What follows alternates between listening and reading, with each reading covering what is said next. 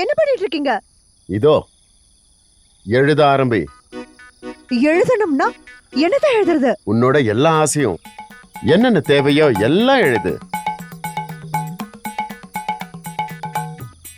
TV, fridge, washing machine. அவ்வளவுதானா? இன்னும் நல்லா யோசி. பிள்ளைங்களை பெரிய ஸ்கூல்ல சேர்க்கணும். அப்புறம் ஏசி, கார். அட கொஞ்சம் அதிகமா யோசி. பசங்களா, cricket kit, laptop, Shimla trip. அட பெருசா யோசி. தங்க நகை, கேமரா, வீடு. என்ன ஆச்சு? முடியல. இதுக்கு மேல எதுவும் இல்ல. ஆனா இதெல்லாம் எப்படி நடக்கும்? அயாக்கா மூலமா. அயாக்கா மூலமாவா?